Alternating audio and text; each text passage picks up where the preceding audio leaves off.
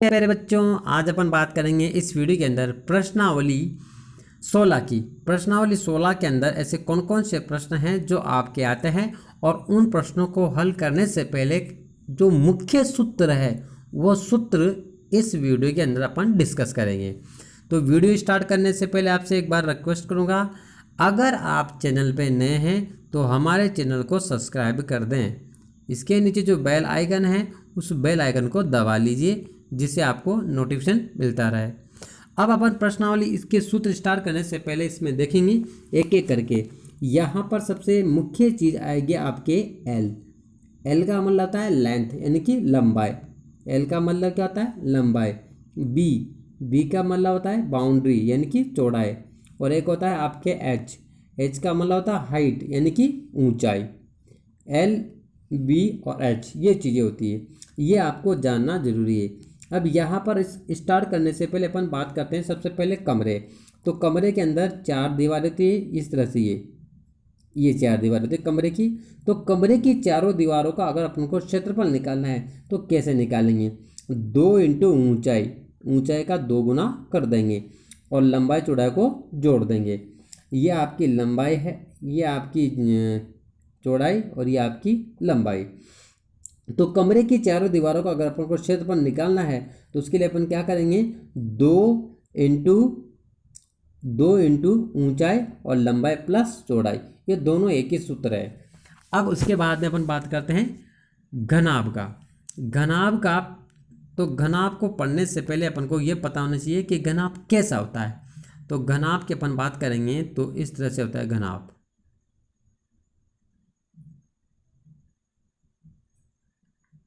ये आपका घनाभ, ये आकृति कौन सी आपकी?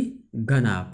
तो इस घनाभ का एक तो आपको निकालना पड़ेगा आयतन, एक आता है इसमें संपूर्ण पृष्ठीय क्षेत्रफल, एक चारों दीवारों का क्षेत्रफल। इस तरह के जो आते हैं वो इसके अंदर आते हैं।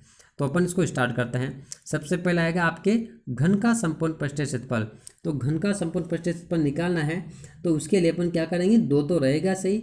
इसके बाद में आप क्या करोगे? यहाँ पर लंबाई लिख दो, इधर चौड़ाई लिख दो और इधर क्या लिख दोगे? ऊंचाई। अब इसका सूत्र बनाना है तो अपन क्या करेंगे? पहले लंबाई और चौड़ाई को गुणा कर देंगे।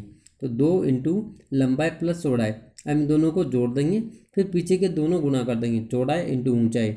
इसके बाद में एक आगे का और एक पीछे का गुणा कर देंगे। इसके बाद में आपके सूत्र बनेगा ये,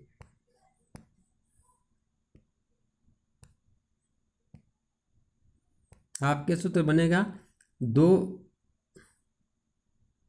into L B plus B S plus H L. इसके बाद आपको निकालना है घनाभ का आयतन। तो घनाभ का आयतन क्या होता है? एल बी एच, लंबाई इंटू चौड़ाई इंटू ऊंचाई। उसके बाद घन की चारों दीवार का क्षेत्रफल निकालना है तो 4L²। इसके बाद घन का संपूर्ण पृष्ठीय क्षेत्रफल निकालना है तो क्या होगा? 6L²। एल क्या है यहाँ पर? भुजा। एल क्या है? भुजा। इसके बाद में घन का आयतन निकालना है तो घन का आयतन क्या होता है? भुजा क्यूब, और इसको हम एल क्यूब भी लिख सकते हैं। एक बार फिर बता रहा हूँ, एल क्या है? भुजा। एल का मतलब यहाँ पर क्या है? भुजा। तो घन का आयतन क्या होता है? भुजा क्यूब। अब घन का विकर्ण निकालना है तो क्या होगा? √3 इंटू भुजा या √3L। इसके बाद आता है आपके बेलन। अब बेलन क्या करते हैं, कैसे होती है? तो बेलन इस तरह से होता है, ये बेलन, ये बेलन। अब बेलन 2 तरह के होंगे, एक तो होता है खुला बेलन, एक होता है बंद बेलन। तो यहाँ पर अपन बेलन के बारे में पढ़ेंगे।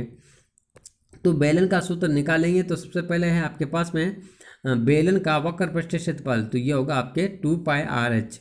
इसके बाद बेलन का संपूर्ण पृष्ठीय क्षेत्रफल 2πRH+R। इसके बाद बेलन का आयतन निकालना है तो πr²H ये हो जाएगा। और जो बेलन का आधार का क्षेत्रफल इंटू ऊंचाई हो जाएगी। घनाभ के विकर्ण निकालना है तो √L² plus B² plus H², यानी कि लंबाई चौड़ाई ऊंचाई का वर्ग। इसके बाद में खोखले बेलन का अगर संपूर्ण पृष्ठीय क्षेत्रफल निकालना है तो ये हो जाएगा आपके 2π कोष्टक में R1 प्लस R2 और इधर कोष्टक में H प्लस R1 माइनस के R2। ऐसे कैसे? अगर अपन को अगला निकालना है तो अगला सूत्र है आपके पास खोखले बेलन का आयतन। तो खोखले बेलन का आयतन उसने दे रखा है, पाई निकलेगा 12 और कोष्टक में आएगा पहले वाली त्रिज्या का वर्ग माइनस दूसरे वाली त्रिज्या का वर्ग इंटू H। इसके बाद में था आपके शंकु। और शंकु कैसा होता है? बर्थडे की टोपी की तरह, जिस तरह से बर्थडे की टोपी होती है ना, इस तरह से होता है शंकु।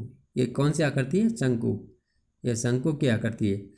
तो यहाँ पर आपको शंकु की बात करें तो त्रिज्या का लंबाई, यानी कि ये वाली होती है त्रिज्या का लंबाई, तिरछी, ठीक है।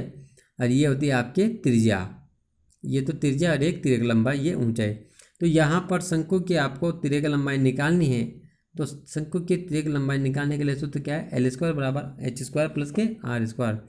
ऐसे कैसे अगर शंकु का त्रिज्यक पृष्ठीय क्षेत्रफल निकालना है तो क्या जाएगा? Pi R L.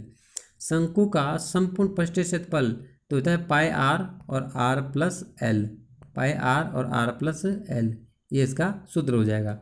इसके बाद अपन को निकालना है किसका? शंकु का आयतन।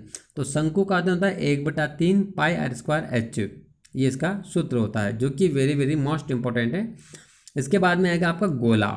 तो गोले की अपन बात करेंगे तो यहाँ पर आपके ठोस गोले का पृष्ठीय क्षेत्रफल तो ये हो जाएगा आपके 4 पाई आर स्क्वायर, और ठोस गोले का आयतन निकालना है तो 4/3 पाई आर क्यूब।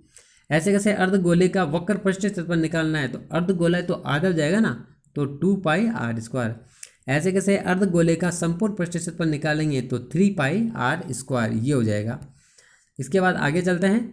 अर्ध गोले का आयतन निकालना है तो अर्ध गोला है तो 2/3 पाई आर क्यूब हो जाएगा, क्योंकि गोले का कितना है? 4/3 पाई आर क्यूब। आधा गोला है तो 2/3 पाई आर क्यूब।